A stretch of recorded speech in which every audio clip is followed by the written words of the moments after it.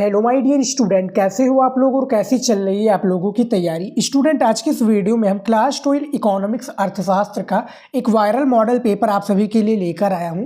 जितने भी स्टूडेंट इस बार 4 मार्च 2025 बोर्ड यूपी बोर्ड का पेपर देने वाले हैं उनके लिए एक वायरल पेपर लेकर आया हूँ जो पूरा हल सहित मैं आपको बताने वाला हूं।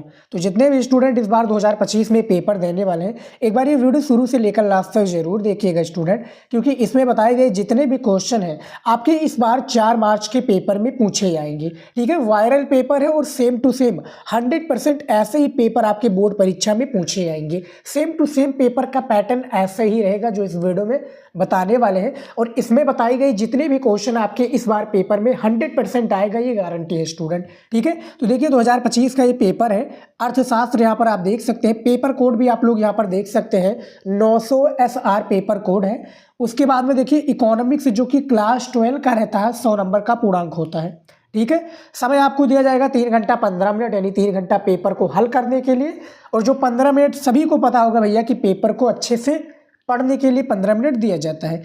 उसके बाद में देखिए निर्देश में कि सभी प्रश्न अनिवार्य हैं। उसके बाद में तीसरा पॉइंट है प्रश्न संख्या 1 से 10 तक बहुविकल्पीय प्रश्न है जिनका केवल सही उत्तर अपनी उत्तर पुस्तिका में लिखना है, और प्रश्न संख्या 11 से 18 तक अति लघु उत्तरीय प्रश्न है जिनका प्रत्येक उत्तर 50 शब्दों में देना है, और 19 से 24 तक लघु उत्तरीय प्रश्न है जिनका प्रत्येक उत्तर 150 शब्दों में, और 25 से 27 तक विस्तृत उत्तर है जिनका प्रत्येक उत्तर 300 शब्दों में आपको देना है। ठीक है, प्रत्येक प्रश्न के निर्धारित अंक उसके सामने दिए हुए हैं। तो एक थोड़ा सा निर्देश हो गया स्टूडेंट जो कि आप लोगों को हर एक सब्जेक्ट में पढ़ना पड़ेगा, और इसी के अकॉर्डिंग आप लोगों को सारी चीजें जो कि प्रश्न का उत्तर कॉपी में लिखना रहेगा। ठीक है, तो 10 जो बहुविकल्पीय प्रश्न है चलिए उनको भी सॉल्व कर लेते हैं। यहाँ पर देखिए बहुविकल्पीय प्रश्न है और इसमें सबसे पहला प्रश्न पूछा गया है, स्क्रीन पर आप देख सकते हैं।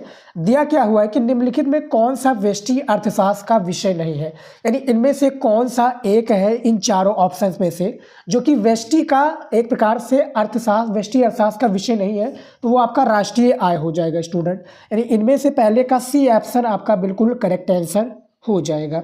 उसके बाद में देख लेते हैं दूसरा क्वेश्चन।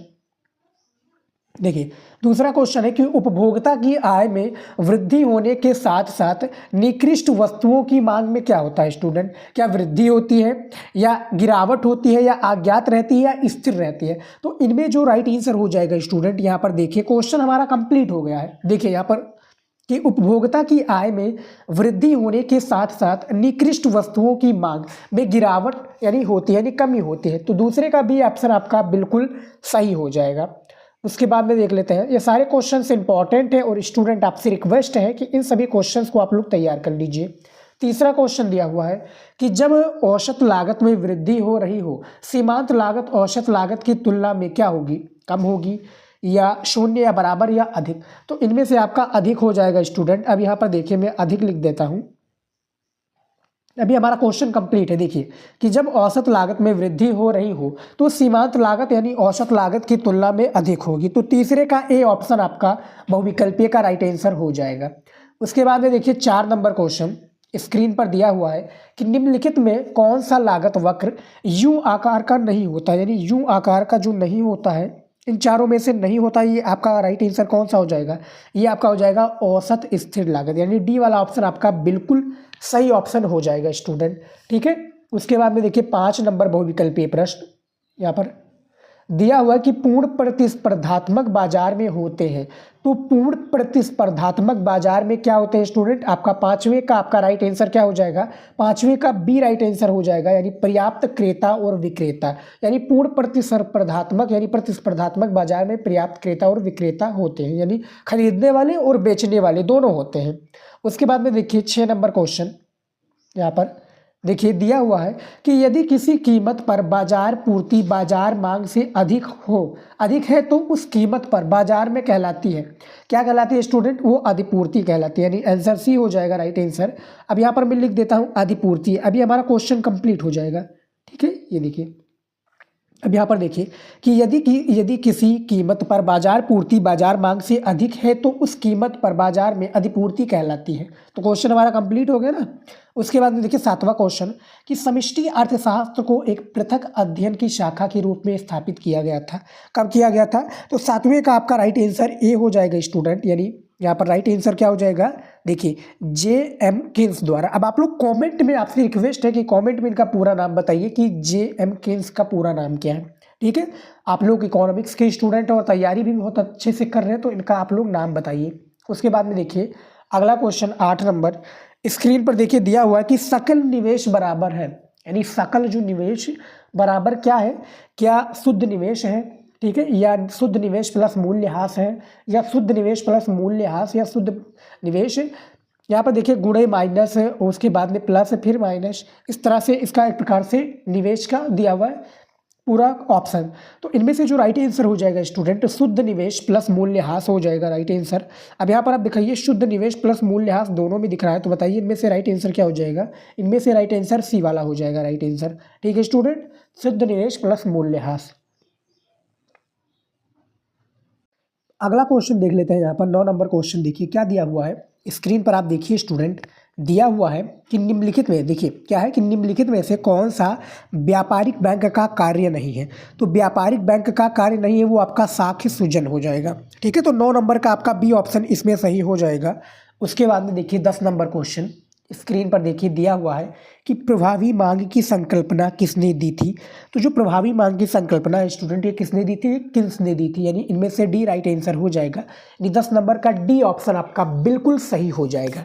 ठीक है स्टूडेंट, तो ये हमारा 10 बहुविकल्पीय क्वेश्चन हो गया है जो मैंने आप सभी को बता दिया है। अब हमारा आ जाता है 8 अति लघु उत्तरीय प्रश्न, किसमें, जो कि इकोनॉमिक्स में यानी अर्थशास्त्र में। तो इसका भी मैं आंसर लेकर आया हूँ स्टूडेंट, डोंट वरी, मैं सारी चीज़ें आपको बताऊँगा। देखिए 11 नंबर क्वेश्चन दिया हुआ स्टूडेंट कि सेटेरिश यहाँ पे देखिए पारिबस का शाब्दिक अर्थ क्या है। तो सेटेरिश पारिबस का शाब्दिक अर्थ क्या है, इसका उत्तर देख लीजिए स्टूडेंट। देखिए उत्तर है कि सेटेरिश पारिबस का शाब्दिक अर्थ है यदि अन्य बातें, यहाँ पे देखिए पारिभाष का शाब्दिक अर्थ है यदि अन्य बातें समान रहे, प्रायः किसी भी सैद्धांतिक अभ्यास के प्रारूपी रूढ़ीकरण को सैटेरिक पारिभाष की मान्यता कहते हैं। ठीक है, तो इसका राइट आंसर आप देख लीजिए स्टूडेंट। मैं जल्दी जल्दी सारी चीज़ें बता रहा हूँ क्योंकि मुझे क्या है, गले में प्रॉब्लम है। ठीक है, मैं ज़्यादा बोल नहीं सकता, इसीलिए मैं सारे क्वेश्चंस को करा रहा हूँ ताकि आपकी तैयारी रुके ना। उसके बाद में देखिए यहाँ पर 12 नंबर क्वेश्चन कि बजट संबंधी घोषणा पत्र से आप क्या समझते हैं। ठीक है, तो बजट संबंधी घोषणा पत्र से आप क्या समझते हैं, इसका उत्तर देख लेते हैं। देखिए भारतीय संविधान की धारा 112 के अनुसार हर वित्तीय वर्ष 1 अप्रैल 31 मार्च तक, यहाँ पे देखिए 1 अप्रैल से 31 मार्च तक, यानी जैसे मान लीजिए कि इस साल, अब जो आने वाला है साल 1 अप्रैल से, यानी जो हमारा साल लगा था इस साल यानी 2024 में, ठीक है 1 अप्रैल, अब आने वाला जो 2025 का जो है मार्च है 31 मार्च के लिए अनुमानित प्राप्तियां और खर्चों का ब्यौरा संसद में पेश करना सरकार का संवैधानिक कर्तव्य है। ये वार्षिक वित्तीय ब्यौरा ही सरकार का मुख्य बजट संबंधी घोषणा पत्र होता है। यद्यपि इसका संबंध एक ही वित्तीय वर्ष के लिए होता है, लेकिन इसका प्रभाव आने वाली काफ़ी वर्षों तक चलता रहता है। यानी 1 साल का पूरा ब्यौरा कि भैया आपने, यानी बजट किसके पास, जो हमारी एक प्रकार से निर्मला सीतारमण जी हैं, जो एक प्रकार से कौन से वित्त मंत्री, उन्हीं को बजट पेश करना होता है संसद में, यानी 1 अप्रैल से 31 मार्च के बीच में इनको, यानी 1 अप्रैल से लेकर 31 मार्च के लास्ट तक इनको पेश करना होता है संसद में। ठीक है, तो 12 नंबर भी क्वेश्चन मैंने आप सभी को बता दिया है। 13 नंबर क्वेश्चन देखिए दिया हो कि अवमूल्यन और पुनर्मूल्यन किसे कहते हैं, तो इसके बारे में बताना है। 3 नंबर का ये भी क्वेश्चन है आपका, इसका भी उत्तर देख लीजिए दीजिए कि उत्तर है कि स्थिर विनिमय दर प्रणाली के अंतर्गत जब किसी सरकारी कार्यवाही द्वारा विनिमय दर बढ़ती है तो इसे अवमूल्यन कहते हैं। जब स्थिर विनिमय दर प्रणाली के अंतर्गत सरकार विनिमय दर को घटा देती है तब मुद्रा का पुनर्मूल्यन हो जाता है। तो दोनों में आप लोग परिभाषा देख लिख सकते हैं स्टूडेंट। मैं आपको परिभाषा भी बता रहा हूँ और बोर्ड एग्जाम में आपको खुद परिभाषा लिखना होगा, ये मत सोचिए क्योंकि वायरल पेपर खुद के द्वारा बनाया गया है। ठीक है, और इससे इंपॉर्टेंट क्वेश्चन आपके पेपर में पूछे जाएंगे, बस आप इतना याद रखिए। 14 नंबर क्वेश्चन देखिए पूछा गया स्टूडेंट कि यदि एक उपभोक्ता के अधिमान एक दिष्ट है तो क्या वो बंडल 10,8 और बंडल 8.6 बीच तटस्थ को हो सकता है। 3 नंबर का क्वेश्चन है, उत्तर देखिए। यदि नहीं, देखिए नहीं उपभोक्ता दिए हुए बंडलों के बीच तटस्थ नहीं हो सकता क्योंकि एक दिष्ट अधिमान की स्थिति में वस्तु -1 की मात्रा में तभी वृद्धि होगी जब वस्तु -2 की मात्रा में कमी होती है। केवल तभी उपभोक्ता तटस्थता की स्थिति में हो सकता है। तो 14 नंबर क्वेश्चन का राइट आंसर है। उसके बाद में देखिए 15 नंबर, किसी फर्म का, यहाँ पे देखिए आगम क्या है, किसी फर्म का जो आगम क्या है ये बताना है। 3 नंबर का क्वेश्चन है, इसका उत्तर देख लेते हैं कि किसी कंपनी द्वारा प्राप्त आय उसकी व्यवसाय से जो माल बेचने और सेवाओं के बदले उसे प्राप्त होती है उसे फर्म का आगम कहलाती है। ठीक है, फर्म का क्या आगम कहलाती है। तो 15 नंबर क्वेश्चन का भी राइट आंसर मैंने बता दिया है। 16 नंबर क्वेश्चन देखिए कि आपूर्ति प्रतियोगिता की कोई 3 विशेषताएं बताइए। इसका उत्तर है कि आपूर्ति प्रतियोगिता की 3 विशेषताएं निम्नलिखित हैं। ठीक है, 3 विशेषताएं मैं निम्नलिखित बता देना, 3 नंबर मिल जाएगा। उत्तर देखिए, सबसे पहला है इसमें क्रेताओं विक्रेताओं एवं फर्मों की संख्या पूर्ण प्रतियोगिता की अपेक्षा कम होती है। ठीक है, दूसरा है इसमें क्रेताओं और विक्रेताओं को बाजार की स्थिति का पूर्ण ज्ञान नहीं होता है और परिणाम स्वरूप बाजार में कीमतें भिन्न होती हैं।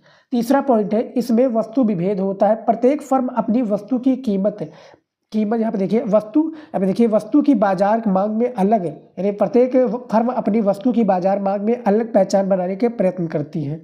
तो ये हमारा हो गया क्वेश्चन 16 नंबर।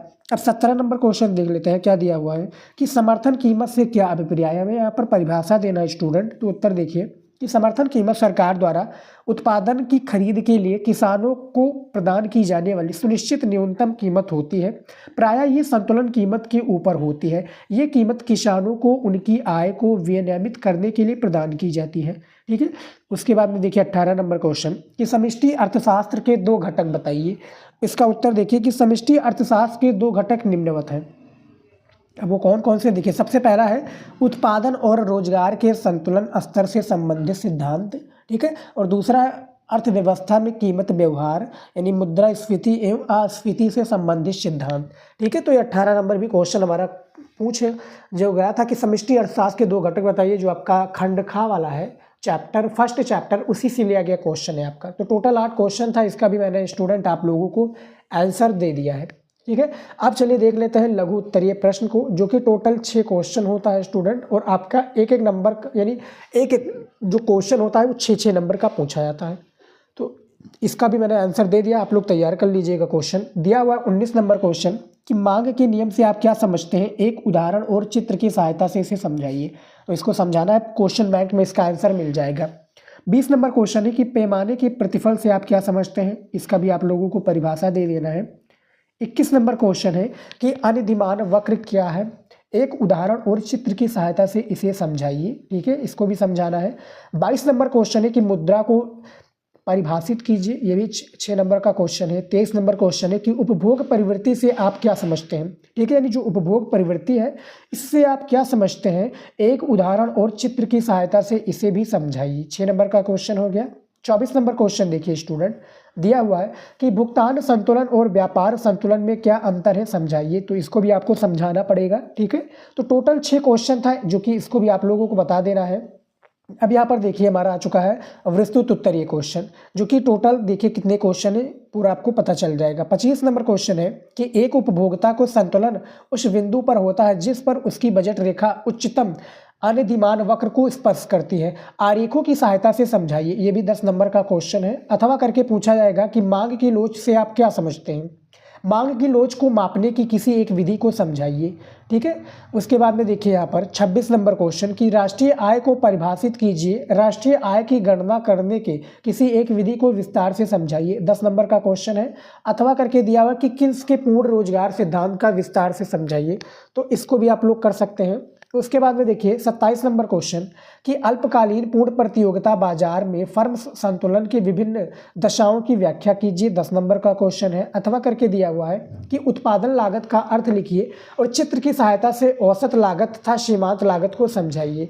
ठीक है, तो इसको भी समझाना है। टोटल आपको क्या है, 3 क्वेश्चन को करना है। दिया हुआ है 6 क्वेश्चन, लेकिन इनमें से करना आपको 3 क्वेश्चन है स्टूडेंट। ठीक है, तो ये आप जरूर याद रखिए, पेपर के लिए बहुत ही इंपॉर्टेंट क्वेश्चन है आप सभी के लिए। ठीक है, ये सभी क्वेश्चंस को आप लोग तैयार कर लीजिए, जो कि आपके बोर्ड परीक्षा में हर साल पूछे जाएंगे। यदि आपको पेपर चाहिए तो टेलीग्राम ज्वाइन कर लीजिए, लिंक डिस्क्रिप्शन में दिया हुआ है।